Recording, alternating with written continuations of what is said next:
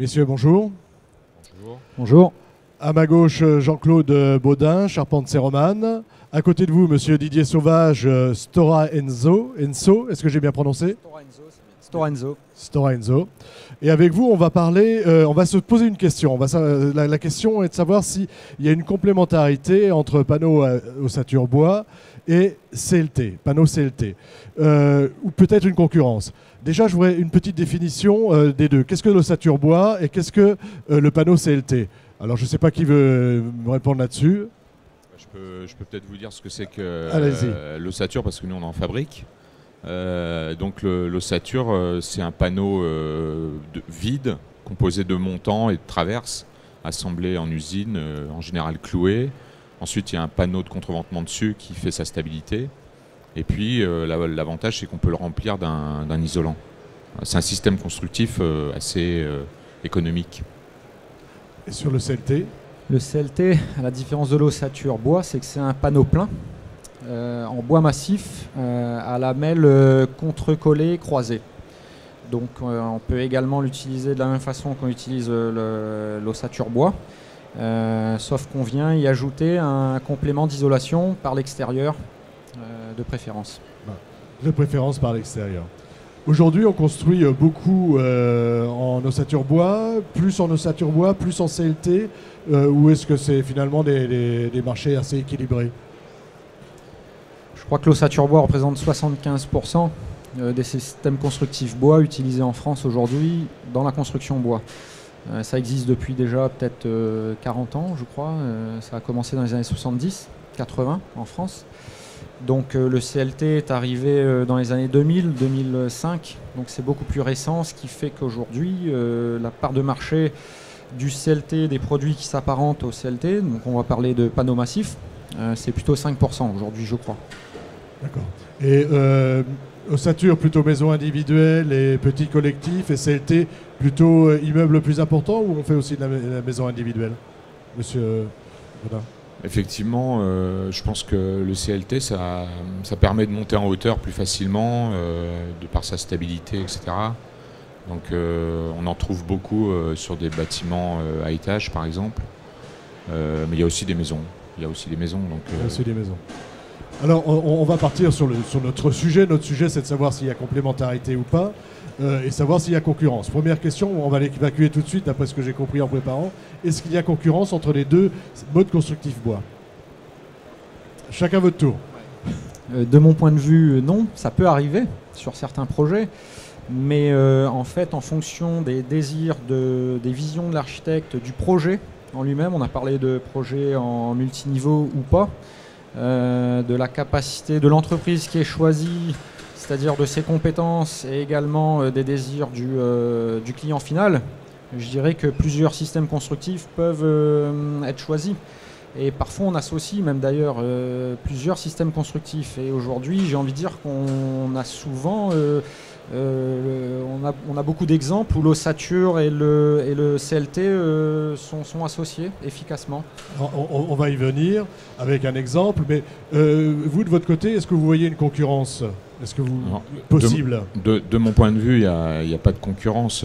Effectivement, ça peut arriver sur un chantier qu'on se pose une question comme ça, mais globalement, je pense que, en tout cas, nous, on utilise beaucoup le CLT en plancher.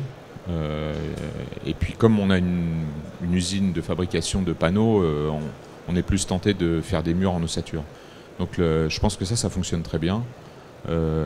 Néanmoins... Là, on est sur la complémentarité. Voilà, je pense. S'il y a une concurrence, ça sera celle du béton. Ce sera celle du béton.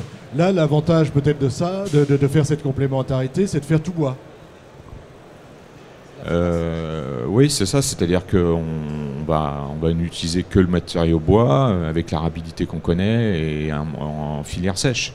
Donc dès qu'on commence à faire une dalle béton ou a fortiori des étages avec du béton, on amène de l'eau, on amène presque de la lenteur, faut être clair.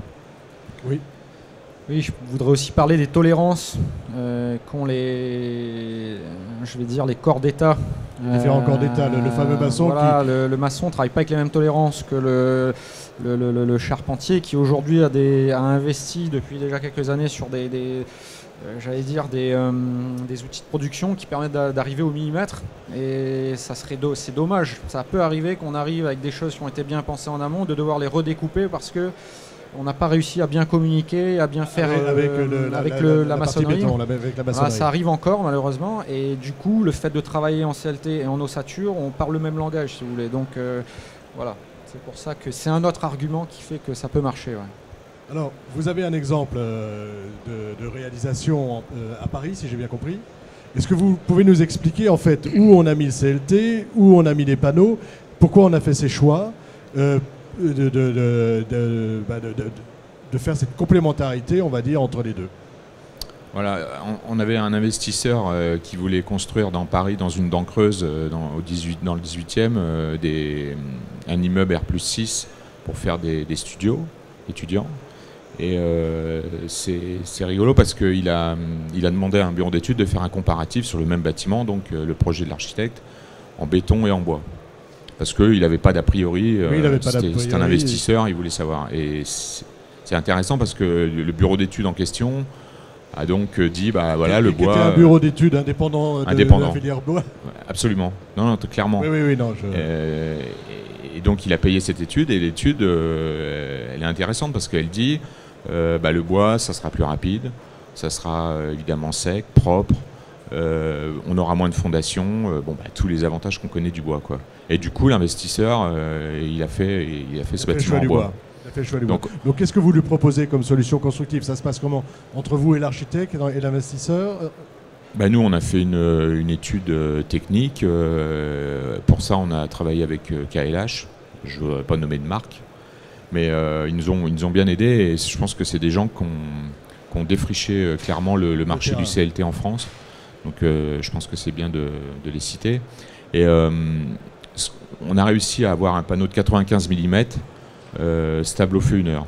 Donc on voit bien que ça, en ossature ou en charpente traditionnelle, c'est impossible à faire. Donc voilà. Sur ce chantier, on a passé justement les planchers en CLT. Et nous, on a fabriqué nos murs, préfabriqué nos murs en atelier, et on monte d'un niveau en une seule journée. Voilà, le panneau que vous êtes venu accrocher au plancher, voilà. CLT. Les murs de refend sont de quelle nature? Les murs de refend sont aussi en ossature. Sont aussi en ossature. Donc voilà. Toutes les parois en ossature et uniquement les planchers. Tous les planchers sont en CLT. Voilà. Là donc ça, c'est des solutions, monsieur, que vous voyez souvent, qui sont en train de se développer? De plus en plus. Je crois que Charpentier, notamment pour les planchers, le CLT offre plusieurs possibilités. Donc on va parler notamment de rigidité pour tout ce qui est stabilité, contreventement. Donc on est quand même sur des panneaux massifs qui offrent de bonnes capacités à ce niveau-là. On peut laisser en apparent des plafonds tout bois qui sont à la fois qui répondent aux contraintes acoustiques, feu, et qui en même temps sont esthétiques. Ça peut se produire. Et puis après, on a des exemples d'ouvrages multiniveaux, notamment à Saint-Dié-des-Vosges par exemple, il y a quelques années avec le toit vosgien, où je crois qu'ils avaient utilisé le CLT pour faire les planchers, les murs de refend, et puis toute l'enveloppe en ossature isolée. Et ma foi, je crois que c'est quelque chose qui marche assez bien. Le mix bois-bois me semble intéressant. Voilà, là on est vraiment sur le bois-bois. On va se poser la question, nous, tout à l'heure, du bois-acier et du bois-béton. Là, on est sur un mix de bois-bois, c'est-à-dire qu'on arrive à prendre les qualités des deux modes constructifs, à les mixer et à avoir quelque chose de qualitatif en bois. Alors, justement, sur les systèmes d'accroche, est-ce que je vais probablement dire des bêtises, mais c'est pas grave, hein. Je suis là pour ça. Et est-ce que ça agit de la même manière en termes de dilatation? Est-ce qu'on a des problèmes de jonction? Est-ce qu'on a ce type de choses, ou est-ce que finalement, ça se règle naturellement? Comme le disait Didier, on est sur des matériaux quand même, que ce soit l'ossature ou le CLT, sont assez précis, le CLT encore plus, mais... Bon, les tolérances sont faibles.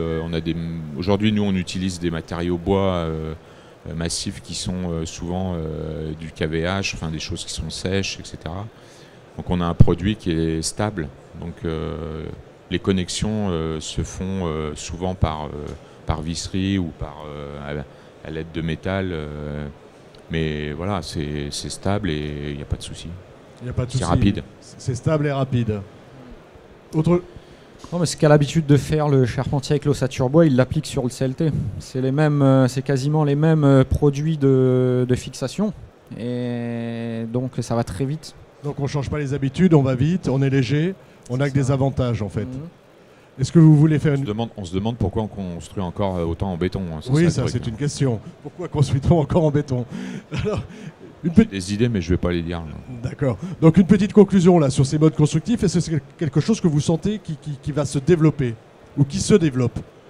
Est-ce que ça peut être d'abord, est-ce que ça peut être une demande parfois des maîtres d'œuvre ou des maîtres d'ouvrage qui vous disent tiens, moi je pense que ce serait une bonne solution? Est-ce que vous avez déjà eu ce type de demande? Nous, on a réalisé un chantier très important dans plein Paris, qui est le théâtre éphémère de la Comédie Française. Ouais. Je pense que ça n'aurait pas pu se faire autrement qu'en CLT. On avait 4 mois de délai et on avait des contraintes phoniques importantes. Donc on a préfabriqué des panneaux presque d'ossature avec deux panneaux CLT. Donc c'est vraiment, il y a vraiment des moments où c'est un super produit et qui s'impose de lui-même. C'est-à-dire qu'il n'y avait pas d'alternative. Et ce qu'il faut dire, c'est que ce chantier n'aurait pas pu se faire comme ça s'il n'y avait pas eu ces panneaux CLT.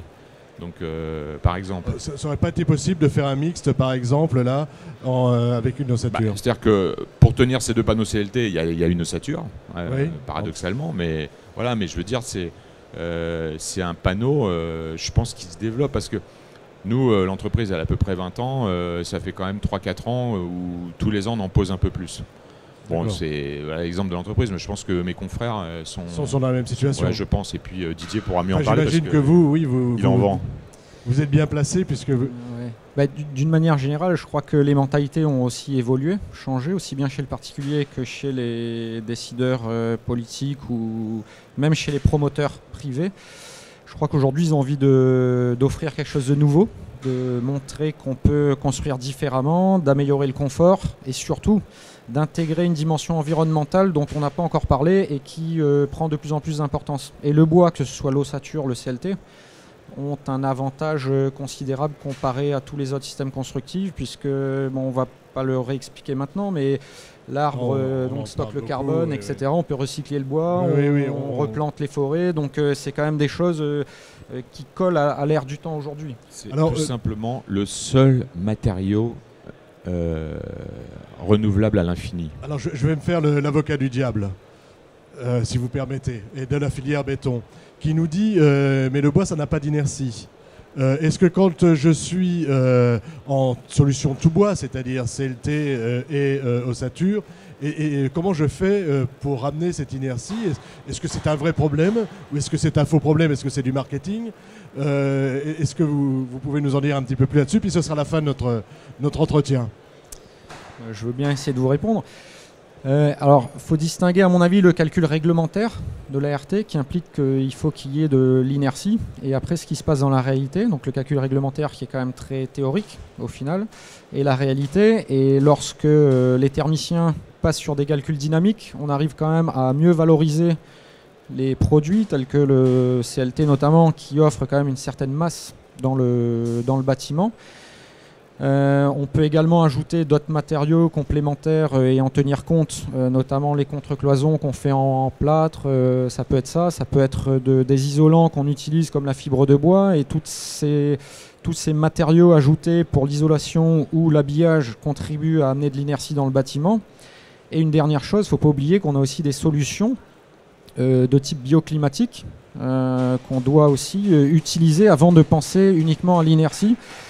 Et en dernier recours, on peut toujours emmener de la masse dans un bâtiment, que ce soit des dalles, des petites dalles préfabriquées sur des planchers ou autres. Donc pour moi, c'est un faux problème. C'est un faux problème. Voilà. Et pour vous? Moi, je souscris à ce que vient de dire Didier. Voilà. Non, sérieusement, je pense que c'est un faux argument effectivement du lobby béton sur la masse, c'est clair. On a des solutions. On nous a attaqué sur le phonique ces dernières années. Aujourd'hui, on sait qu'on sait résoudre les problèmes. Donc, voilà. Donc on y arrive. La stabilité au feu, c'est pareil. Bon, je crois qu'ils n'ont plus beaucoup d'arguments pour pour couler du béton maintenant. Alors vive les solutions tout bois. C'est ça. Merci beaucoup messieurs d'avoir Merci, au revoir. accepté de participer à notre petit débat.